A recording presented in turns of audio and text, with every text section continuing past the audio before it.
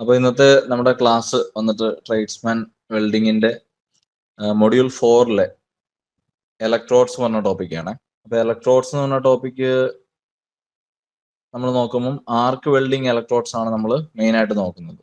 Okay, ആർക്ക് welding electrodes എന്ന് പറയുമ്പോഴത്തേക്ക് എന്താണ്, ഇലക്ട്രിക് ആർക്ക് കൊണ്ട് വെൽഡ് ചെയ്യുന്ന ഡിഫറെന്റ് ടൈപ്സ് ഓഫ് വെൽഡിങ് ഉണ്ടല്ലേ. ഇപ്പൊ ഇലക്ട്രിക് ആർക്ക് യൂസ് ചെയ്ത് വെൽഡ് ചെയ്യാം, അല്ലെങ്കിൽ നമുക്ക് ഗ്യാസ് വെൽഡ് ചെയ്യാനായിട്ട് പറ്റും, ഇലക്ട്രിക് റെസിസ്റ്റൻസ് ഉപയോഗിച്ച് വെൽഡ് ചെയ്യാം. അപ്പൊ ഇത്തരത്തിൽ ഇലക്ട്രിക് ആർക്ക് എന്ന് പറയുന്ന ഒരു വെൽഡിങ് പാറ്റേണിൽ ഉപയോഗിക്കുന്ന ഇലക്ട്രോഡ്സ് ആണെന്ത്, ആർക്ക് വെൽഡിങ് ഇലക്ട്രോഡ്സ് നമ്മൾ കോമൺ ആയിട്ട് പറയുന്നത്. അപ്പം അതിനകത്തിലെ ഇലക്ട്രോഡ്സിൽ നമ്മൾ ഫസ്റ്റ് ഇലക്ട്രോഡ് എന്താന്നുള്ളത് മനസ്സിലാക്കണം. അപ്പം വെൽഡിങ്ങിന്റെ ഒരു ഡെഫിനിഷൻ എല്ലാവർക്കും അറിയാമല്ലോ. വെൽഡിങ്ങിന് വേണ്ടി നമുക്ക് ആവശ്യമായിട്ടുള്ള കാര്യം എന്താണ്? ഒരു മെറ്റൽ വേണം അല്ലെ, ഒരു പീസ് ഓഫ് മെറ്റൽ വേണം. അത് ജോയിൻ ചെയ്യാനായിട്ട് നമുക്ക് എന്ത് വേണം? ഒരു ഇലക്ട്രോഡ് വേണം അല്ലെ. ഇത് നമ്മൾ കോമൺ ആയിട്ട് എപ്പോഴും പറയുന്ന ഒരു കാര്യമാണ്.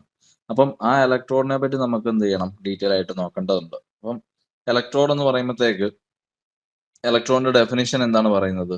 അപ്പൊ ഇലക്ട്രോണിന്റെ ഡെഫിനിഷൻ എന്ന് പറഞ്ഞാൽ എന്താണ്? An electrode is a metallic wire of standard size and length generally coated with flux. Okay, അപ്പം ഇലക്ട്രോഡ് എന്ന് പറയുന്നത് ഒരു മെറ്റാലിക് വയർ ആണ്. ഓക്കെ, അപ്പൊ ഒരു നമ്മൾ കണ്ടിട്ടുണ്ടല്ലേ, വെൽഡിംഗ് ഒക്കെ നടക്കുന്ന സ്ഥലത്ത് ലെങ്ത്, ഒരുപാട് ലെങ്ത് ഇല്ലാത്ത ഒരു നമ്മുടെ ഒരു സ്കെയിലിനെക്കാട്ടി കുറച്ചുകൂടെ ലെങ്ത് ഒക്കെ ഉള്ള ചെറിയ ചെറിയ വയർ ടൈപ്പ് ഇലക്ട്രോഡ്സ് നമുക്ക് കാണാനായിട്ട് പറ്റും. അപ്പൊ അത് വെച്ചിട്ട് വെൽഡേഴ്സ് വെൽഡ് ചെയ്യുന്നതും ആ വെൽഡിങ് കഴിഞ്ഞിട്ട് ആ ഇലക്ട്രോഡിന്റെ പീസുകളൊക്കെ അവിടെ കിടക്കുന്നതൊക്കെ ആയിട്ട് നമ്മൾ പലപ്പോഴായിട്ട് കണ്ടിട്ടുണ്ട്. അപ്പം ആ ഒരു പർട്ടിക്കുലർ കാര്യത്തിനെയാണ് നമ്മൾ എന്ത് പറയുന്നത്? ഇലക്ട്രോഡ് എന്ന് പറയുന്നത്. അപ്പൊ ഈ ഇലക്ട്രോഡ് ആണ് ശരിക്കും ഒരു വെൽഡിങ്ങിന്റെ പ്രധാനപ്പെട്ട ഒരു കൺസ്റ്റിറ്റ്യൂന്റ് ആയിട്ട് നമ്മൾ പഠിക്കേണ്ടത്. അതായത് ഇലക്ട്രോഡുമായിട്ട് ബന്ധപ്പെട്ടിട്ടായിരിക്കും വെൽഡിങ്ങിന്റെ ബാക്കി ഫീച്ചേഴ്സും കാര്യങ്ങളും സ്ട്രെങ്തും എല്ലാം ഡിപ്പെൻഡ് ചെയ്യുന്നത്. അപ്പം ഇലക്ട്രോഡ് എന്ന് പറയുന്നതാണ് വെൽഡിങ്ങിനകത്തിൽ ഒരു മേജർ പോയിന്റ് എന്ന് പറഞ്ഞാൽ. പിന്നെ ഈ ഇലക്ട്രോഡ് അല്ലെ, ഇലക്ട്രോഡ് എന്ന് പറയുന്നത് വെൽഡിങ് കൺസ്യൂമബിൾസിൽ പെടുന്ന ഒരു കാര്യമാണ് അല്ലെ. വെൽഡിങ്ങിനകത്ത് നമുക്ക് കൺസ്യൂമബിൾസ് ഉണ്ട്. അതായത് ഒരു വെൽഡിങ് നടക്കുന്ന സമയത്ത് അവിടെ എന്തുണ്ട്? നമുക്ക് ഉപയോഗിച്ച് തീരുന്ന കുറെ സാധനങ്ങളുണ്ട്, എന്നാൽ ഉപയോഗിച്ച് തീരാത്ത സാധനങ്ങളുണ്ട്. ഇപ്പൊ കൺസ്യൂമബിൾസ് എന്ന് പറയുമ്പോൾ എന്താണ്? കൺസ്യൂം ചെയ്യപ്പെടുന്ന സാധനങ്ങളാണ്. അതായത് ഇപ്പൊ വെൽഡിങ്ങിന്റെ ഇലക്ട്രോഡൊക്കെ ഉപയോഗിച്ച് കഴിയുമ്പോഴത്തേക്ക് തീരുകയാണല്ലേ, വീണ്ടും നമ്മൾ പുതിയത് റിന്യൂ ചെയ്ത് അല്ലെ പുതിയ ഇലക്ട്രോഡ് ഉപയോഗിച്ച് മാറി മാറി വെൽഡ് ചെയ്തിട്ടാണ് ഒരു വെൽഡിങ് കംപ്ലീറ്റ് ചെയ്യുന്നത്. അപ്പം ആ ഒരു പ്രോസസ്സ് കണ്ടിന്യൂ ചെയ്ത് പോകുന്നത് ആക്ച്വലി എന്ത് കൊണ്ടാണ്?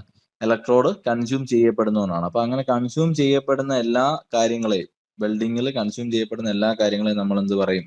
വെൽഡിങ് കൺസ്യൂമബിൾസ് പറയും. പ്രധാനമായിട്ട് പറയുകയാണെങ്കിൽ ഇലക്ട്രോഡ് ഉണ്ട്, അതുപോലെ തന്നെ ഷീൽഡിങ് ഗ്യാസുകളുണ്ട്, പിന്നെ ഫില്ലർ വയറുകളുണ്ട്, പിന്നെ ഫ്ലെക്സ് ഉണ്ട്. അപ്പം ഇത്തരത്തിലുള്ള കാര്യങ്ങളൊക്കെ എന്താണ്?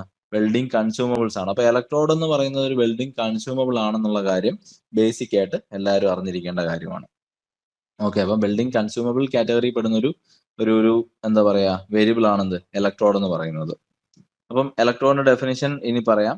ഇലക്ട്രോഡ് മെറ്റാലിക് വയർ ആണ്. ആ മെറ്റാലിക് വയറിന് ഒരു സ്റ്റാൻഡേർഡ് സൈസും ലെങ്തും ഉണ്ട്. ഓക്കെ, ആൻഡ് അതിനോടൊപ്പം തന്നെ ഈ ഒരു വയർ ഫ്ലെക്സ് കോട്ടഡ് ആയിരിക്കും. ഓക്കെ, അപ്പം ഇലക്ട്രോഡ് എന്താണ്? ഫ്ലെക്സ് കോട്ടഡ് ആണ്. പിന്നെ ഇലക്ട്രോഡിന് ഫ്ലെക്സ് കോട്ടിങ് ഇല്ലാത്തൊരു കേസും കൂടെ വരാം അല്ലെ. അപ്പൊ അതുകൊണ്ട് നമുക്ക് ഡെഫിനിഷനിൽ may be bare or without flux coating എന്നൂടെ പറയാൻ പറ്റും. അപ്പം electrode generally coated with flux ആണ്, എന്നാൽ സംടൈംസ് എന്ത് വരാം? ചിലപ്പം ബെയർ ആയിട്ട്, അതായത് ഇപ്പൊ കോട്ടിംഗ് ഇല്ലാത്തതിനാണ് ബെയർ എന്ന് പറയുമ്പോഴത്തേക്ക് നേക്കഡ് ആയിട്ടുള്ള അവസ്ഥയിലുള്ളതാണ്. അപ്പൊ ആ ഒരു ഇലക്ട്രോഡിന് പുറത്തുള്ള ഫ്ലെക്സ് കോട്ടിംഗ് ഉണ്ടാവാം, അല്ലെങ്കിൽ ഇല്ലാതിരിക്കാം. ഇല്ലാതെ വരുമ്പോഴാണ് അതിനെ നമ്മൾ എന്ത് പറയുന്നത്?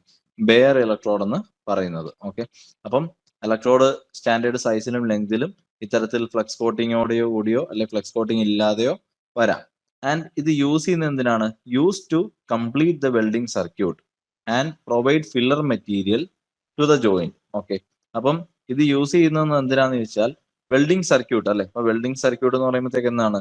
വെൽഡിംഗ് സർക്യൂട്ടിൽ വരുന്ന എന്തൊക്കെയാണ് വരുന്നത്? അപ്പം ഒരു പവർ സോഴ്സ് വരുന്നുണ്ട്, പിന്നെ നമുക്ക് എന്തുണ്ട്? ഒരു വർക്ക് പീസ് വരുന്നുണ്ടല്ലേ. അപ്പം വർക്ക് പീസിലേക്ക് നമ്മൾ എന്ത് ചെയ്യുന്നു? നമ്മളുടെ കറണ്ടിനെ കടത്തി വിടാനായിട്ട്, ഓക്കെ, ആ കടത്തി വിടാനായിട്ട് ഉപയോഗിക്കുന്ന ഒരു കാര്യമാണെന്ത്? ഇലക്ട്രോഡ്. അപ്പൊ ഈ ഇലക്ട്രോഡിലൂടെയാണ് എന്ത് ചെയ്യുന്നത്?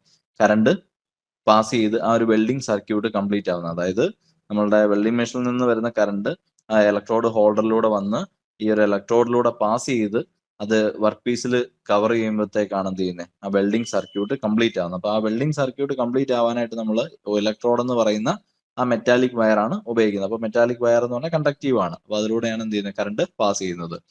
ആൻഡ് ഇതിന്റെ മറ്റൊരു ഫംഗ്ഷൻ എന്താണ്? പ്രൊവൈഡ് ഫില്ലർ മെറ്റീരിയൽ അല്ലെ. അപ്പൊ ഫില്ലർ മെറ്റീരിയൽ പ്രൊവൈഡ് ചെയ്യാന്നൊരു ഫംഗ്ഷനും കൂടെ ഈ ഇലക്ട്രോഡിനുണ്ട്. അപ്പം അതാണ് പറയുന്നത് use to complete the welding circuit and provide filler material to the joint. അപ്പൊ ഈ ജോയിന്റിലേക്ക് ആവശ്യമായ വെൽഡിംഗ് സർക്യൂട്ടിന്റെ കറണ്ട് പ്രൊവൈഡ് ചെയ്യുകയും അതുപോലെ തന്നെ ഫില്ലർ മെറ്റീരിയൽ, അതായത് ജോയിന്റിന്റെ ആ ജോയിൻ ചെയ്യേണ്ട പോർഷനിൽ എന്തുണ്ടാവും, ഒരു ഗ്രൂവ് ഉണ്ടാവും അല്ലെ. അപ്പൊ അവിടേക്കാണ് നമ്മൾ എന്ത് ചെയ്യുന്നത്, വെൽഡ് ചെയ്ത് അതിനെ തമ്മിൽ ചേർക്കുന്നത്. അപ്പൊ ആ ഒരു ജോയിന്റിന്റെ ഫില്ലർ മെറ്റീരിയൽ ആയിട്ട് കൂടെ എന്ത് ചെയ്യും, ഈ ഇലക്ട്രോഡ് ആക്ട് ചെയ്യും. ഓക്കെ, എങ്ങനെയാണ് ഈ ഒരു വെൽഡിംഗ് സർക്യൂട്ട് ഫോം ചെയ്യുന്നതിലൂടെ ഫില്ലർ മെറ്റീരിയൽ അതിലേക്ക് വീഴുന്നതെന്ന് വെച്ചാൽ, ഈ ഒരു ഇലക്ട്രോഡ് അല്ലെ, ഇലക്ട്രോഡിന്റെയും ഫിഗറിനകത്ത് നോക്കിയാൽ മനസ്സിലാവും. ആർക്ക് വെൽഡിങ്ങിന്റെ പവർ സോഴ്സ് നമുക്ക് കാണാൻ പറ്റും. ആ പവർ സോഴ്സ് എന്താണ്, വെൽഡിംഗ് സപ്ലൈ ആണ് പോകുന്നത്. അവിടെ ഒരു കോർ വയർ മുകളിൽ പുറത്തൊരു ഫ്ലെക്സ് കോട്ടഡ് ആയിട്ടുള്ള ഇലക്ട്രോഡ് ആണ് കാണുന്നത്. ഓക്കെ, ആ ഇലക്ട്രോഡിന് തൊട്ട് താഴെയായിട്ട് ആ സ്പ്രേ പോലെ വീഴുന്നതാണെന്ത്, ഈ ഇലക്ട്രോഡ് ബേൺ ആയ ശേഷം ആ ഒരു ജോയിന്റിലേക്ക് വീഴുന്ന ഫില്ലർ മെറ്റൽ എന്ന് പറയുന്നത്. അപ്പൊ അതിന്റെ താഴെയായിട്ട് നമുക്ക് ബേസ് മെറ്റൽ. അപ്പൊ നമ്മൾ ബേസ് മെറ്റൽ അഥവാ പാരന്റ് മെറ്റൽ എന്ന് വെൽഡിങ്ങിൽ പറഞ്ഞാൽ എപ്പോഴും എന്താണ്, എന്തിനാണോ നമുക്ക് ജോയിൻ ചെയ്യേണ്ടത് അല്ലെ, വെൽഡിങ് ചെയ്യുന്നത് എന്തിനാണ്, രണ്ട് പീസുകൾ തമ്മിൽ ജോയിൻ ചെയ്യാൻ. അതിപ്പോ പൈപ്പ് ആയിക്കോട്ടെ, പ്ലേറ്റ് ആയിക്കോട്ടെ, അല്ലെങ്കിൽ എന്തൊരു സെക്ഷൻ ആയിക്കോട്ടെ, ആ ജോയിനിങ്ങിന് വേണ്ടിയിട്ട് നമ്മൾ എടുത്തു വെക്കുന്ന രണ്ട് പാർട്ടിനെയാണ് പറയുന്നത് ബേസ് മെറ്റൽ.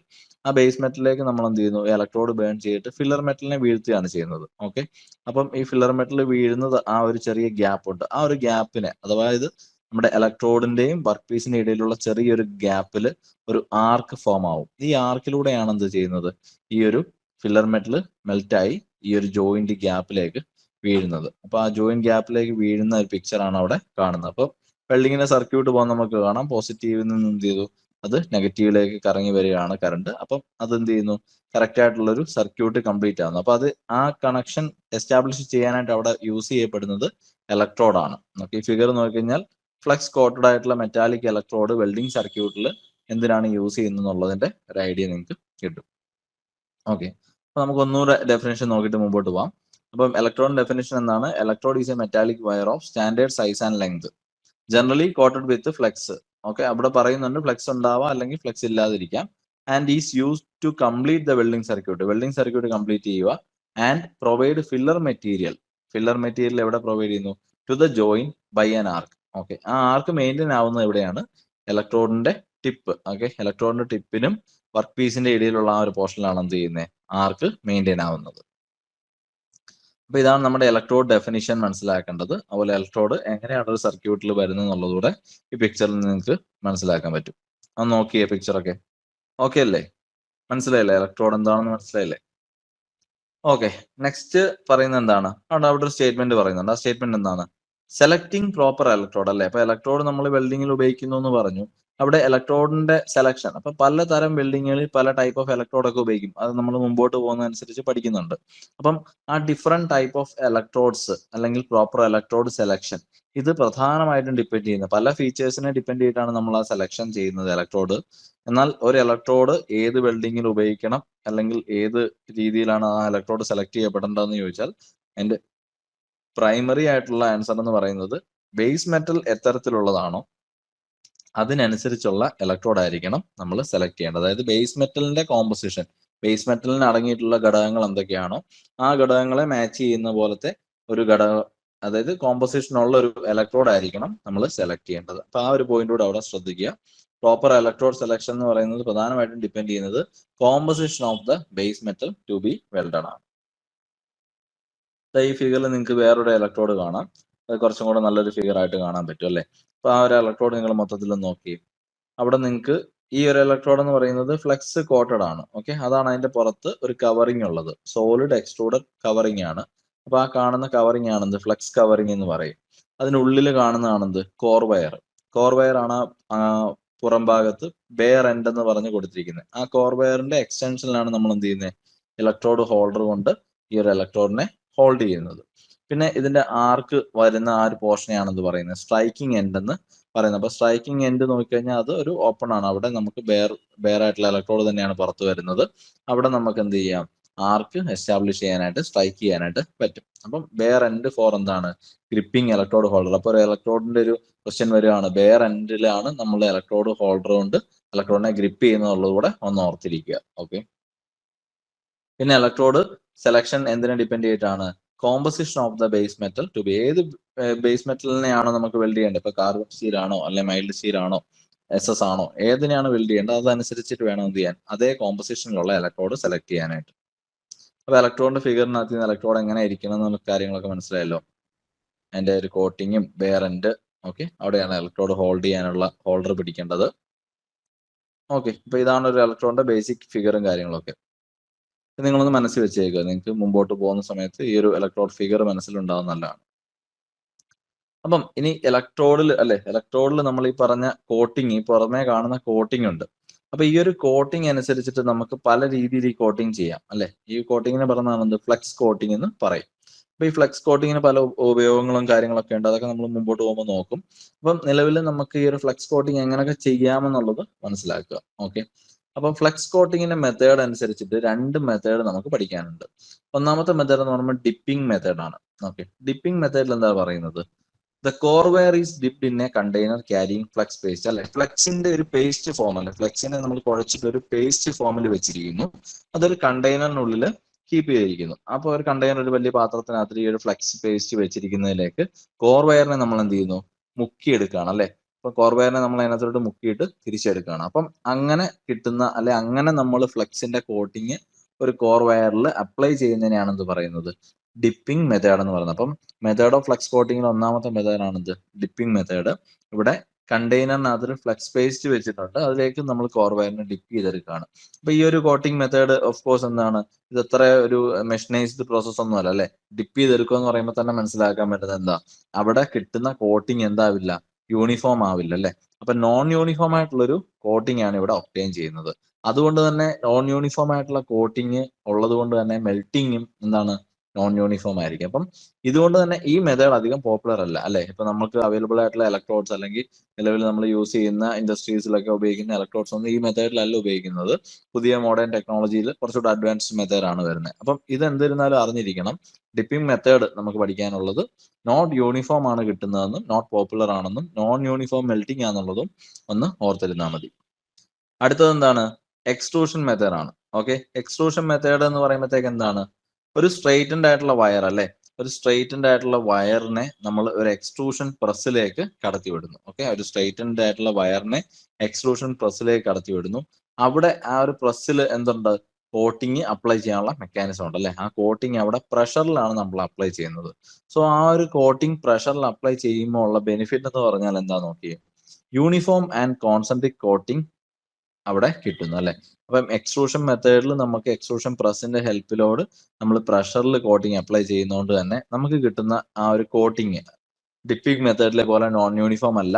ഇവിടെ നമുക്ക് യൂണിഫോം ആയിട്ടുള്ള കോൺസെൻട്രിക് ആയിട്ടുള്ള ഒരു കോട്ടിങ് ആണ് ഇവിടെ കിട്ടുന്നത്. കോൺസെൻട്രിക് കോട്ടിംഗ് എന്ന് പറഞ്ഞാൽ എന്താണ്, നമ്മളുടെ കോട്ടിങ് അല്ലെ, ഇലക്ട്രോണിന്റെ പുറത്തുള്ള ആ ഒരു കോട്ടിംഗ് ഉണ്ടല്ലോ, ഈ ഫിഗറിൽ കാണുന്ന കോട്ടിങ്ങും സ്ട്രൈക്കിംഗ് എൻഡിൽ നോക്കിയേ, ആ കോട്ടിങ്ങും നടുക്കൊരു കോർ വയറിന്റെ അല്ലെങ്കിൽ ബെയർ എൻഡിന്റെ ഇങ്ങനെ അറ്റത്ത് വരുമ്പോഴത്തേക്ക് ആ കോർ വയർ ഒരു ബ്ലാക്ക് കളർ സർക്കിൾ കാണില്ലേ. അപ്പൊ രണ്ടും ഒരേ സെന്ററിൽ നിന്ന് തുടങ്ങുന്നതായിട്ട് നമ്മുടെ ഏറ്റക്കുറച്ചിലുകളൊന്നും ഇല്ല, എല്ലാ സ്ഥലവും നമുക്ക് ഒരുപോലെ കിട്ടും.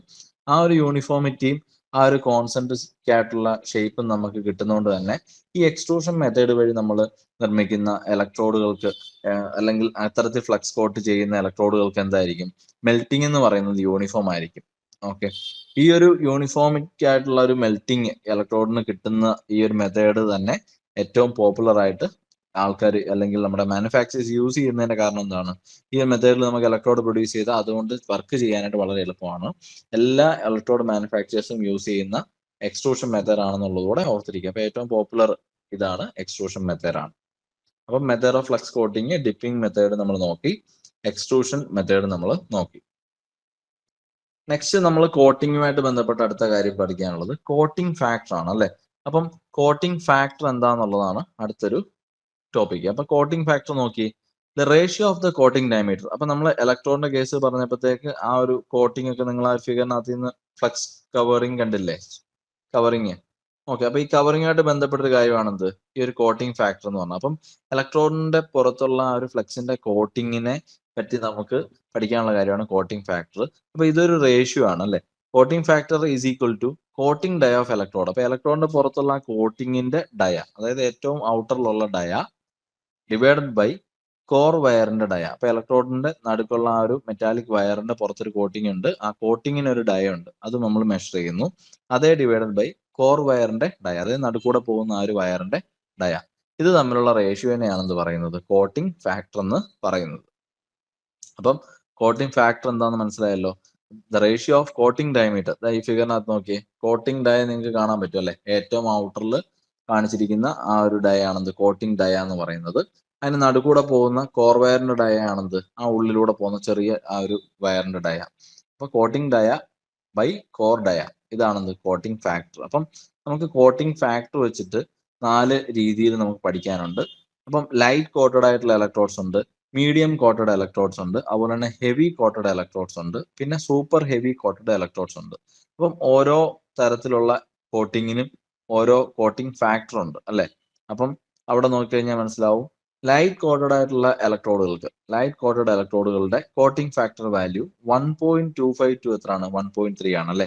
ചെറിയ വാല്യൂ ആണ്, 1.25 ടു 1.3 ആണ് coating factor of light coated electrodes. ഇനി മീഡിയം കോട്ടഡ് ഇലക്ട്രോഡ് ആണെങ്കിലോ അത് കുറച്ചുകൂടെ കൂടും, 1.4 മുതൽ 1.5 വരെയാണ് മീഡിയം കോട്ടഡിന്റെ വാല്യൂ വരുന്നത്. അടുത്ത ഹെവി കോട്ടഡ് ആയിട്ടുള്ള ഇലക്ട്രോഡുകൾ അല്ലെ, കുറച്ചുകൂടെ നല്ലപോലെ കോട്ടഡ് ആയിട്ടുള്ള ഇലക്ട്രോഡ്സിലോ 1.6 മുതൽ 2.2 വരെയാണ് ആ വാല്യൂ വരുന്നത്. ഇനി ഏറ്റവും നന്നായിട്ട് കോട്ട് ചെയ്തിരിക്കുന്നത് അല്ലെ, സൂപ്പർ ഹെവി കോട്ടഡ് ആയിട്ടുള്ള ഇലക്ട്രോഡ്സും ഉണ്ട് അല്ലെ. അതിന് വരുന്ന വാല്യൂ എത്രയാണ്, കോട്ടിംഗ് ഫാക്ടർ എബോവ് 2.2. അപ്പൊ 2.2 കൂടുതലായിട്ടുള്ള കോട്ടിംഗ് ഫാക്ടർ എന്ന് പറഞ്ഞാൽ നിങ്ങൾക്ക് എന്ത് ചെയ്യാം, ആൻസർ എഴുതാം, സൂപ്പർ ഹെവി കോട്ടഡ് ഇലക്ട്രോഡ് ആണ് അതെന്നുള്ളത് എഴുതാം. അല്ലെ 1.25 മുതൽ 1.3 വരെയാണെന്ന് ചോദിച്ചു കഴിഞ്ഞാൽ എന്താണ്, ഇത് ലൈറ്റ് കോട്ടഡ് ഇലക്ട്രോഡുകളുടെ കോട്ടിംഗ് ഫാക്ടർ. അപ്പൊ ഈ ഭാഗത്ത് നമുക്ക് ക്വസ്റ്റ്യൻസ് വരാം, കോട്ടിംഗ് ഫാക്ടർ വെച്ചിട്ടുള്ള ക്വസ്റ്റ്യൻസ് ഒക്കെ മുന്നേ ചോദിച്ചിട്ടുണ്ട്. അപ്പൊ നിങ്ങൾക്ക് ആ ഒരു പോയിന്റ് ഒക്കെ കാണുമ്പോഴത്തേക്ക് എന്ത് ചെയ്യാം, ഈ സിമ്പിൾ വാല്യൂസ് ആണല്ലോ, 4 വാല്യൂസ് പഠിച്ചു കഴിഞ്ഞാൽ നമുക്ക് ഈ ഒരു ഏരിയയിലുള്ള മാർക്സ് ഒന്നും പോയില്ല, ഡയറക്റ്റ് ഈസി ആയിട്ട് എഴുതാൻ പറ്റുന്ന ആൻസറുകളാണ് ഇതൊക്കെ. അപ്പം ഈ വാല്യൂസ് ഒക്കെ എന്ത് ചെയ്യാം, ഇപ്പൊ തന്നെ കാണാതെ പഠിച്ചു പോവുക. എങ്ങനെയാണ് കോട്ടിംഗ് ഫാക്ടർ വന്നത്, coating dia of the electrode by എന്താണ്, core wire dia of the electrode.